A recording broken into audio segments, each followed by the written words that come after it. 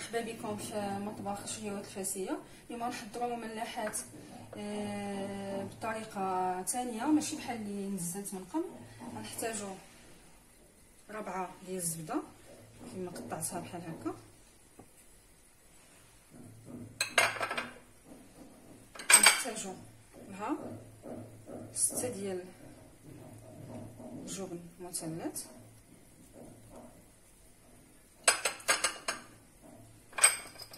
شويه ديال الملحه،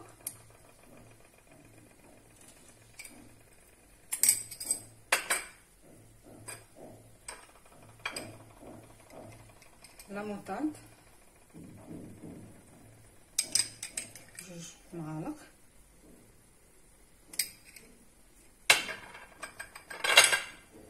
شويه ديال الهريسه،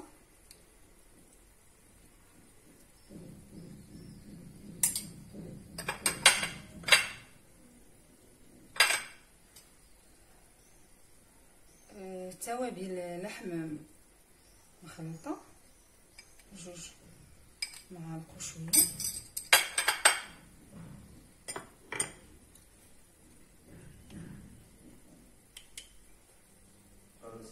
ملعقه بابريكا انا درتها شويه،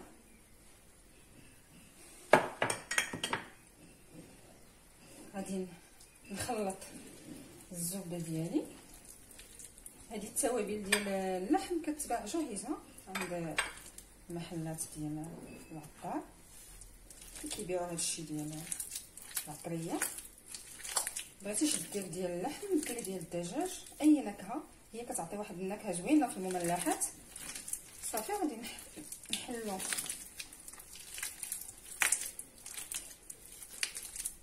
انا سبق لي نزلت مملحات الاسبوع اللي فات، ولكن طريقه ثانيه وعجينه ثانيه، وهذه الثانيه عجين اخر بغيت نشاركو معكم باش تكون عندكم تشكيله. كتحلوا الزبده مزيان مع الفرماج والعطريه اللي درنا. غادي نضيفوا عليها الكاس الاول ديال الزيت. انا غادي نخلي لكم المقدار ديال النصف العجين اللي درت. انا عندي واحد الكوموند 2 عندي يعني، وجاوني في دقه واحده صافي قلت ارا نعجن عجين واحد صافي ونقسمو.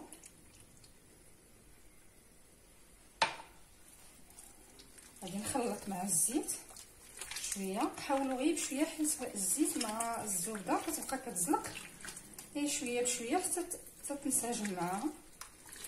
وانا كنخلط غادي نضيف كاس ديال الحليب بارد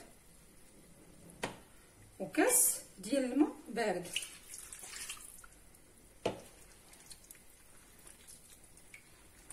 صافي وغادي نبدا نخلط مزيان حيت راه الماء مع الزبده ما كيبغيش ينسجم، ولكن حاولوا معاه شويه بشويه. انا غير بديت بنحلها شويه الزبده ما تبقاليش مكركبه يعني هكا كطرات، وغادي نبقى نزيد الدقيق ديالي شويه بشويه حتى نكمل نجمع العجين ديالي. انا عندي الجبن وعندي الزعتر وعندي الزيتون اولا دبس الزيتون مطحون بقليل من زيت الزيتون، كندير ملعقتين معاه وكنطحنو باش كيتطحن مزيان. غادي نخدمو حتى هو في المملحات ديالي ديال اليوم صافي. وغادي نبدا دابا نزيد. انا عندي كيلو ديال الدقيق هنا، غادي نبدا نزيد. ما عرفتش انا شحال على حسب نوع الدقيق، ولكن غادي نشوف شحال غادي ندخل ليه، ومن بعد الا بقى غادي نعبرو ونشوف نقول لكم في صندوق الوصف شحال دخل لي ديال الدقيق بالضبط. حاولوا معاه شويه بشويه حتى تجمع لكم. انا غنبقى نضيف شويه بشويه. نتلاقاو فاش نجمعوا العجين ديالنا.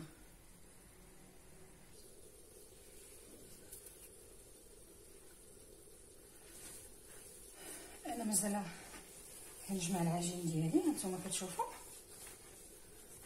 تحاولوا معايا غير بشويه وكتزيد الدقيق شويه بشويه. انا تقريبا غيدخل لي كيلو ديال الدقيق يعني، حيت درت 2 قياسات.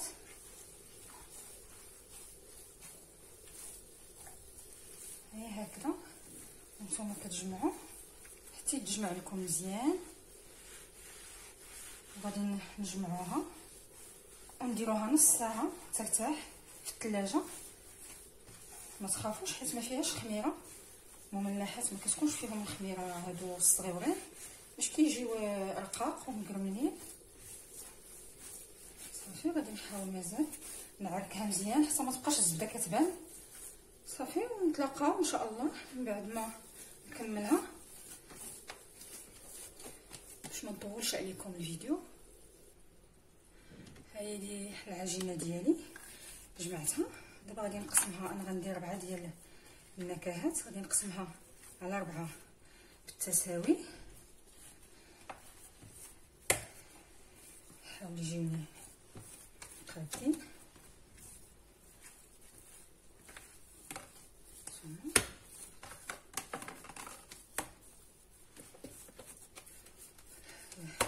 اللي بغى يعبرهم بالميزان باش يجيوه متساويين يعبرهم.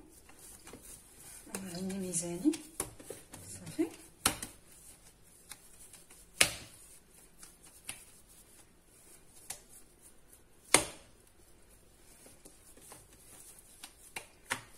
صافي.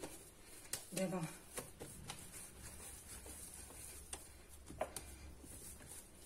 غادي 3 غادي نخليهم هكا حيت غنشكلهم في الساعه اللي كون كنطلق. وهذه غادي ناخذ الزعتر. هانتوما انا عندي مطحون مزيان مغربل، كيجي زوين هذا. صافي ما نكثروش حيت صافي باش يجي باين مزيان. صافي نحاول نعركو مزيان باش يدخل ينسجم لي مع العجينه.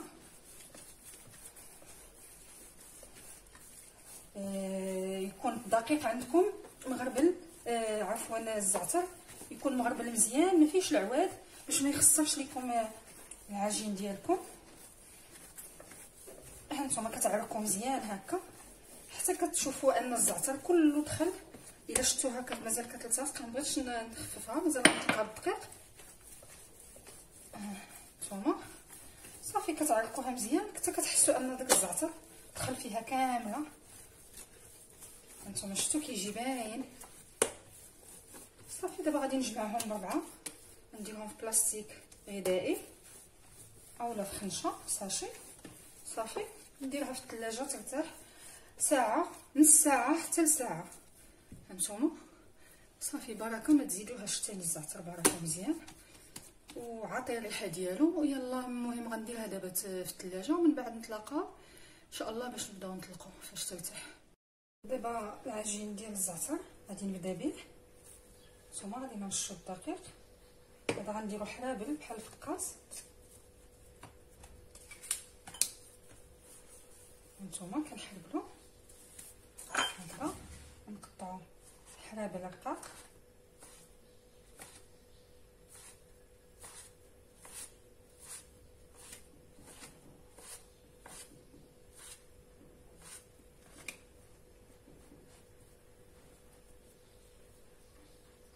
صافي بحال هكذا. دابا غادي نبدا نحربلو.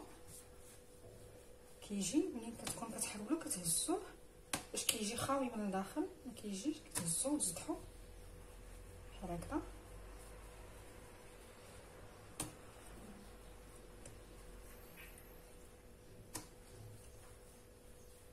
باش كيترخف. نتوما صافي هكا وغنديروهم باش نديروهم في المجمد. ناخذو نحربو لواحد اخر.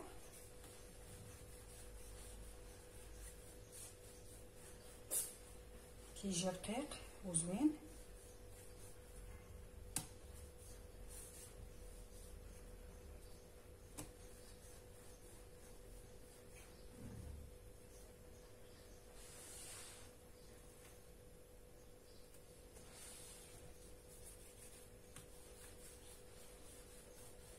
ترشوا دائما القليل من الدقيق، ما ديروش بزاف باش ما يلتصقش لكم بيديكم. بحال هكا هكا كيخوى من الداخل، ما كيجيش فيه الهواء. صافي غادي نكمل الحلاب ديالي الزعتر ونتلاقاو نكملو. منين جبدوها من الثلاجه، دابا جبدت الكره الثانيه اللي عاديه، منين جبدوها من الثلاجه دوزوها بشويه الدقيق، لان مع البلاستيكه كترجع ليها الليدان ديالها. شويه الدقيق هانتوما بحال هكا، وكترجعوا تديوها وتجيبوها صافي حتى كنديروا لها بحال هكا. بعد غادي نقسمها باش تجيني سهله في الخدمه، نقسمها على 3 صافي.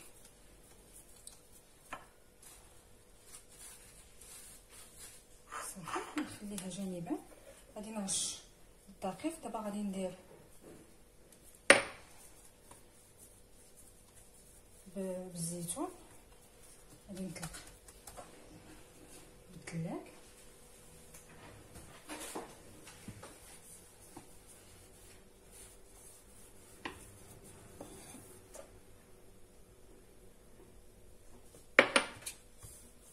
قليل من الدقيق فقط باش ما تلتصقش لينا.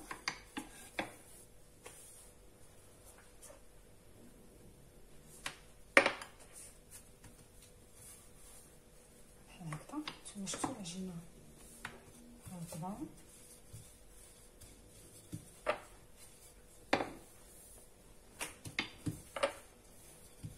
يكون رقيقه العجينه شويه حيت غنحربلوها.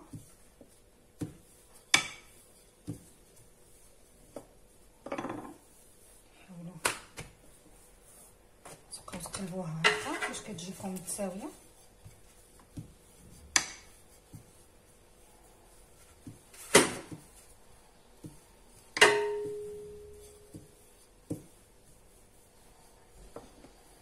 قبل ما نحربلوها غادي نهزوها باش نتاكدوا انها ما لاصقاش.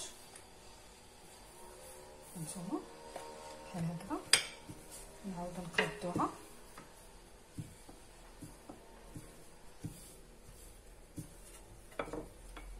مرة ثانية نهزو لها الأطراف ديالها بحال هكا.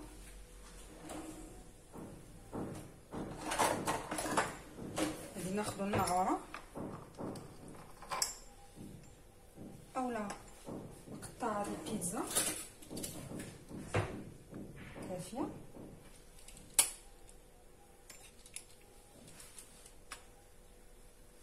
حيدو الجوانب، مازال غادي نخدموهم ثاني صافي باش ما نضيعوش العجينه. نتوما غادي ناخدو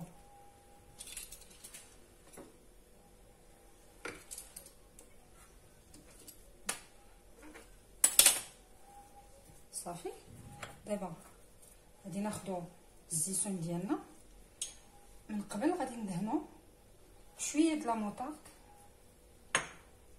نوزعوها عليها كامله.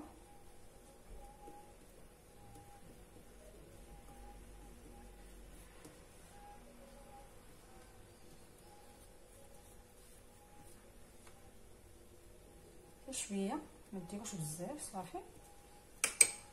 غادي ناخدو الزيتون اللي حضرناه مطحون وغادي نديرو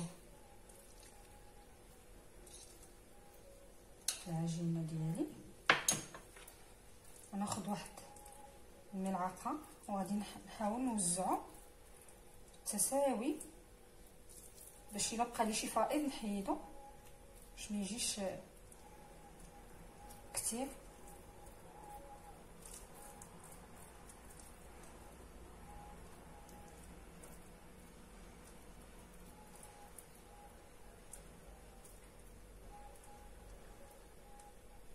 خاصو يجي في العجينه كامله باش الحربول ديالنا يجي متساوي.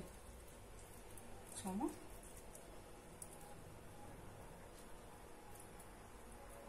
الفائض دائما نحيدوه باش ما تبقالناش كثيره.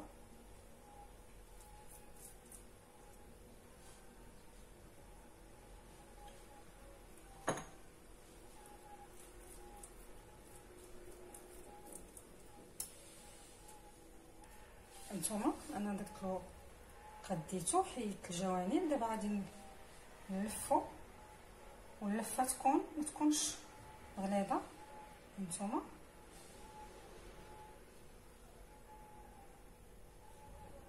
جوج دورات، والثالثه صافي غادي نقطعو فيها.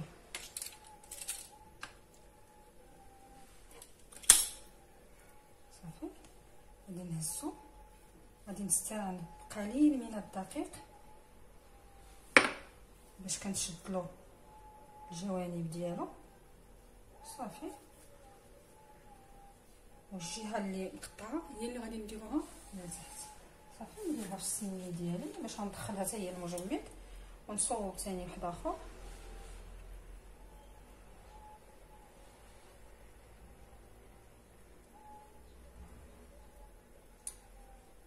كما قلت لكم الاولى والثانيه والثالثه، هذا اللي طلق غادي يجيوني فيه 3 الحرادم.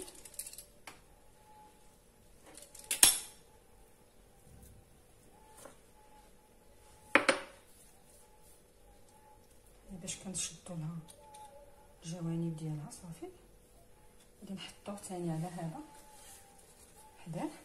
دابا غادي نلفو الحربول ديالنا للاخر، ونطلقو ثاني الباقي د العجينه بنفس الطريقه حتى نكملوها.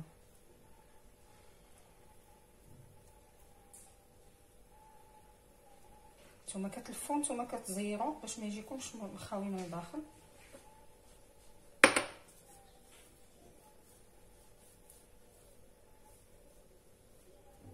صافي دابا غادي نطلقوا العجين ديالنا، نكملوه ونتلاقاو ونبداو الكره اللي من بعدها. دابا جبدنا الكره الثالثه اللي غادي نديروها مربعات بالفرماج.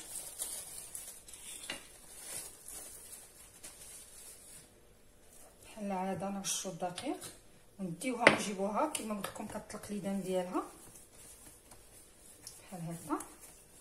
كنخرجوا منها حتى الا كان فيها هواء ولا ديال الزبده، واخا ما فيهاش هي الخميره. هذا الزيتون عفوا بقى لي هنا، خاصها تكون شاده راسها شويه.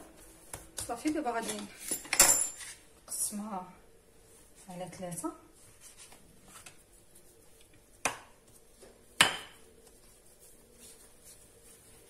وغادي نشكلها دابا مربعات باش نديرها في الوجه ديالها. غيكون عليها الفرماج،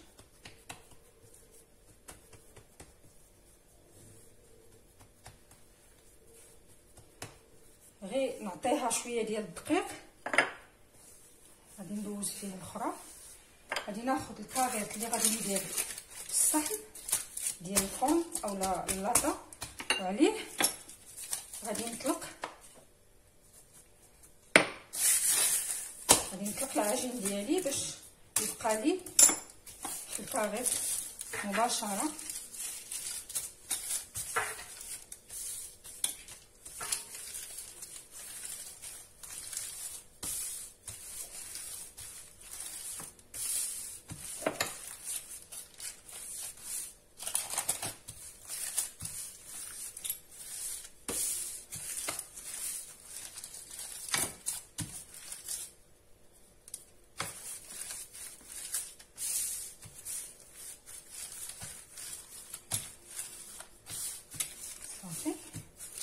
دابا غادي نرش.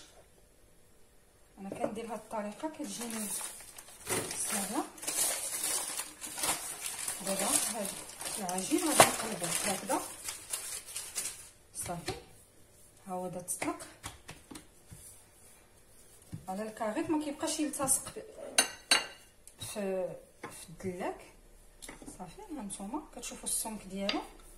غادي ندور العجينه ديالي ونقلبها باش كتخرج منها داك الفراغات ديال الهواء.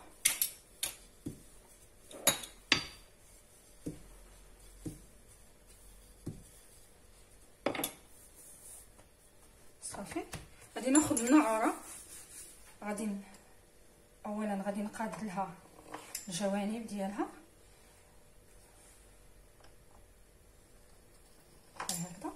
هادو تا هما ما غاديش نضيعهم الجوانب.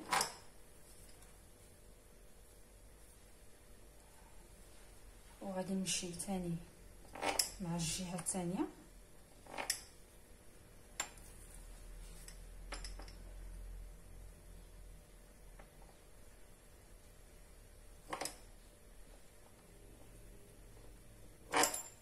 صافي.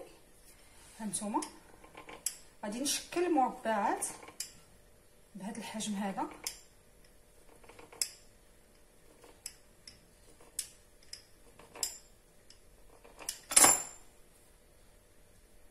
هانتوما كيجيو بحال هذا الشكل هذا. غنستهم في اللاطه ديالي.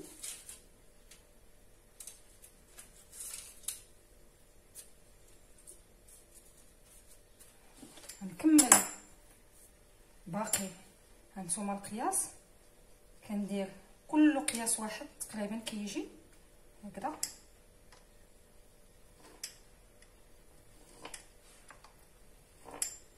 اللي كيخاف ان ما يجيش نفس القياس يدير واحد الكاباري بالكارطون ويشكل به. هذه مازال غادي نحذف منها شويه باش يجيوني الكارويات مقادين. صافي. دابا غادي نمشي ثاني بالعرض باش يجيوني مقادين.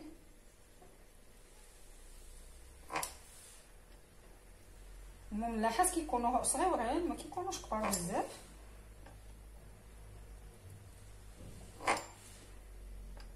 هذا ممكن نقسمو على نصف ماشي مشكل. هانتوما كيجيو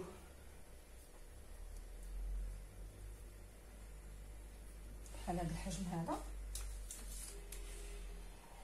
غادي نكمل العجين ديالي كله بالطريقه هذه، ومن بعد غادي ندهنوه بالبيض، وكندير معاه شويه د لاموطارد ونرشو عليه الفرomage. دابا كملنا هذا الملح ديالنا اللي غنديروا له الفرomage. غادي ناخذ اصفر البيض نزيد له شويه ديال لاموطارد باش كيعطيه واحد النكهه،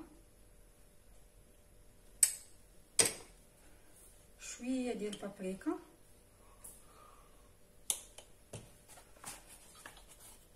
شويه نقيطه ديال الخل. صافي غادي ناخذها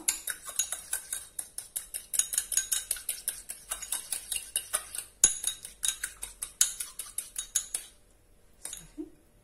دابا غناخذوا الكبسه الاول ديالنا غادي ندهنوه.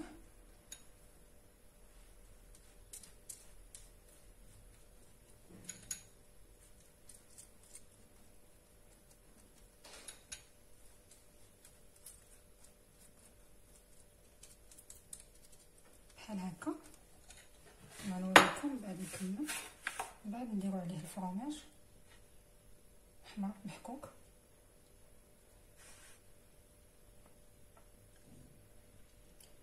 مزيان باش يجي باين.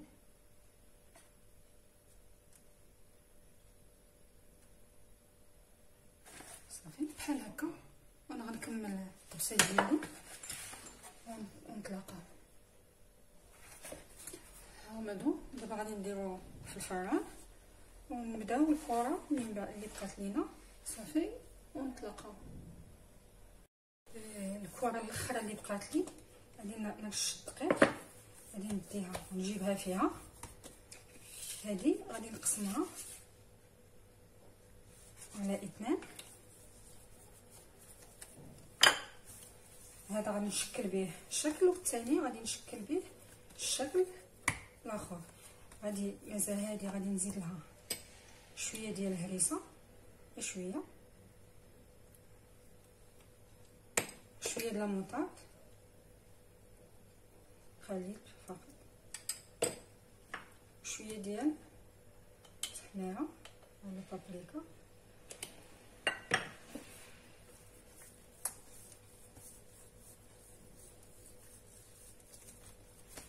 غادي ندخلها فيها مزيان باش ما تتلصقليش.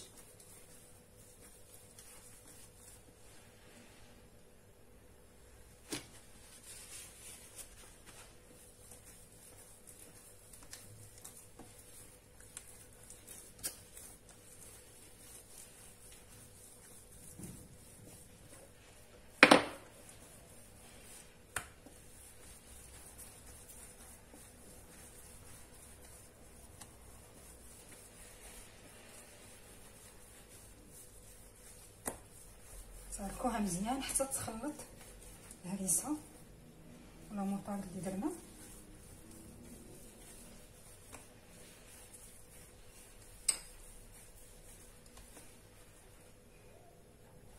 مازال نزيد شويه ديال البابريكا، خصني تجيني ملونه.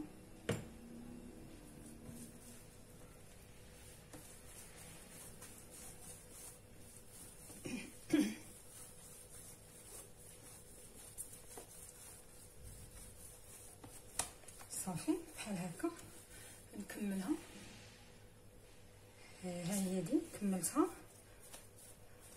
غادي نرش الدقيق، غادي ناخذ غير النصف ديالها، نطلق هو الاول وعاد نمشي للنصف الاخر، نطلقها ونطلقها ونوريكم شنو ندير بها. دابا انا طلقتها، غادي نقاد لها الجناب،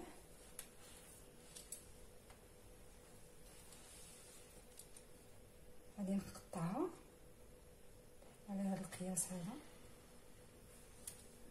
تقريبا 6 حتى 7 سنتيم.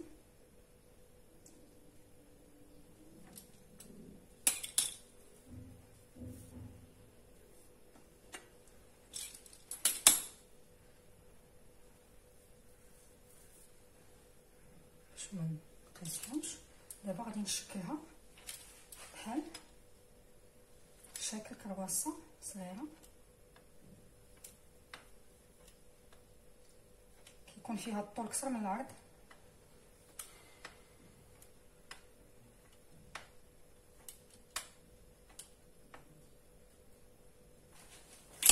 صافي. دابا غنبقى نحربل بحال هكذا، هانتوما بحال هكا هاد الشكل. عاوتاني الثانيه انا كنحربل وانا كنرخف باش ما تجيش غليظه من الداخل، تجي خاويه.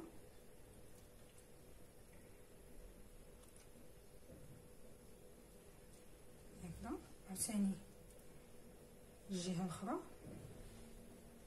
هكذا.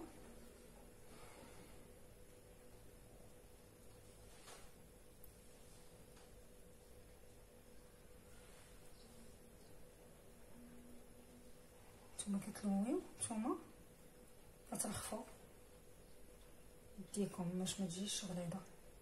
نتوما عاوتاني الثانيه.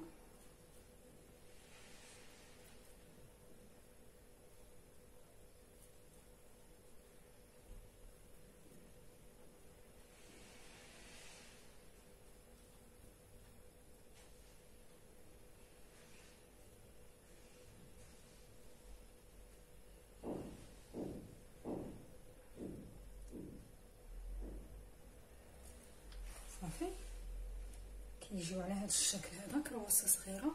وغادي نكمل العجين ديالي بحال هكا ونبداو عاوتاني الثانيه. واحد الشكل ثاني كتطلق بحال هكا ديال الكرواسه ولكن كتحربل بالمقلوب. دابا هذه كندير لها هكذا، وهذه راس رقيق. نتوما نديرها وحده راس رقيق هو اللي كتبداو تحربلوه حتى كتوقف هنايا، كتجي بحال هكذا، يعني محربله بالمقلوب. حتى هي كتجي زوينه. غادي نوعها شويه هكا وشويه هكا. هانتوما دابا هذه غادي ندير لها هكذا والاخرى غندير لها هكذا، يعني بجوجهم على اتجاه واحد هكذا، وهذه هكذا. هانتوما جوج الاشكال.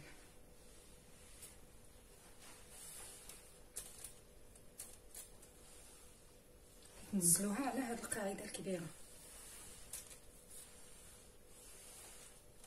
ونكمل ونتلاقاو. دابا غادي ندير هاد القطاعه هادي بحال هكذا.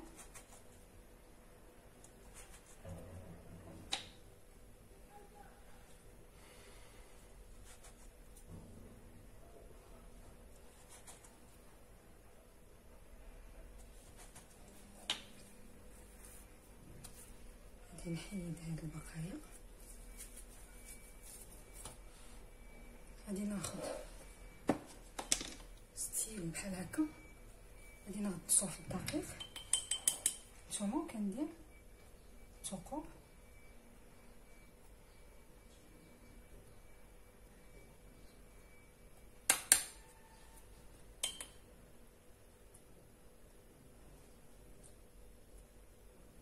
عاوتاني نغطسو، نستمر. من بعد غادي ناخدو كيردون ديال السنان ونحيدو هاد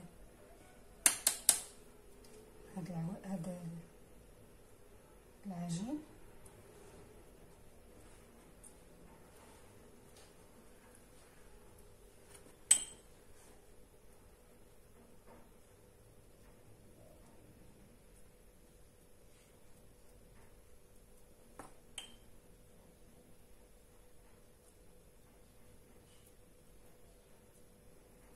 نتوما كتقبو ونتوما كتجارو باش كتقب مزيان هكذا دايره.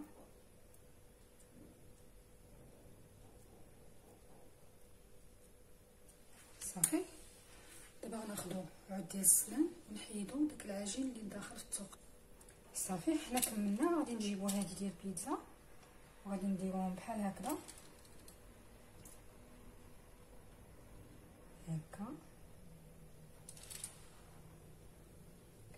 نقسموها على ستة ديال المثلثات. هانتوما كيجي بحال هكا.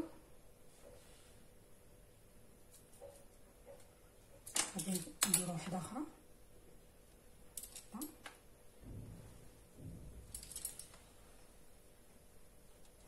عاوتاني هكا هكذا وهكذا هكا.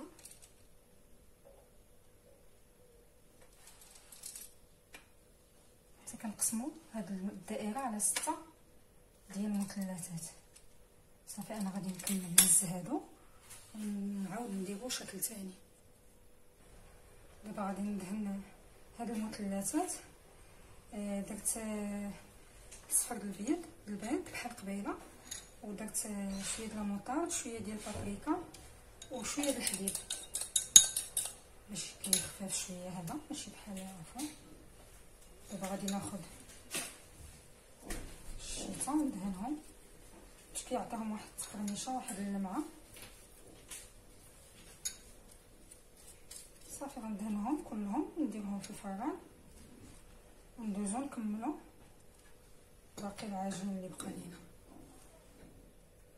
انا دزت حتى على كرواسه باش تجي حمراء حتى هي، دهنتها هكا غير من الفوق بحال اللي كنرشها.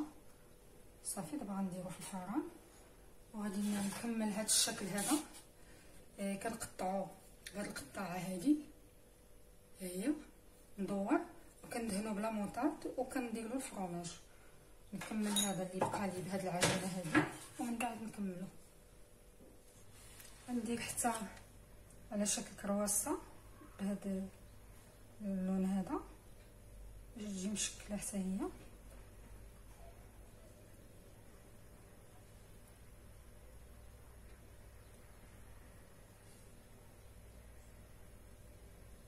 والشكل الثاني اللي وريتكم.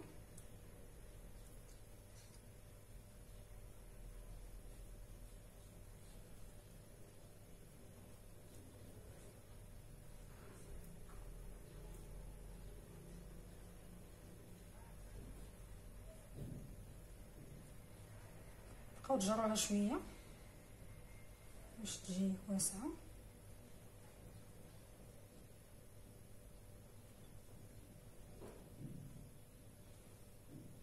صافي ونستمر تنكمل العجينه ديالي.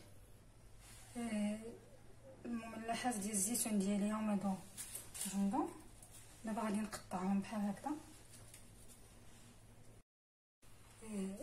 مملحات الزيتون ديالي وجد. دابا غادي نقطعو نتوما رقيق يكونوا مصمادين بحال هذا الشكل.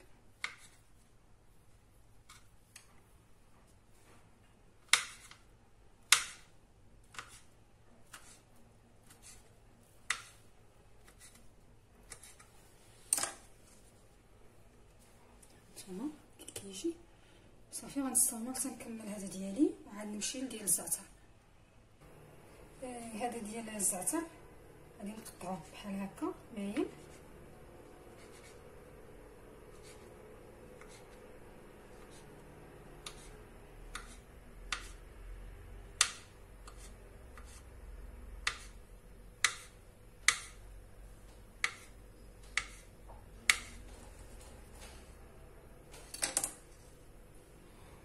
هانتوما كيجي قد هكا صغيور.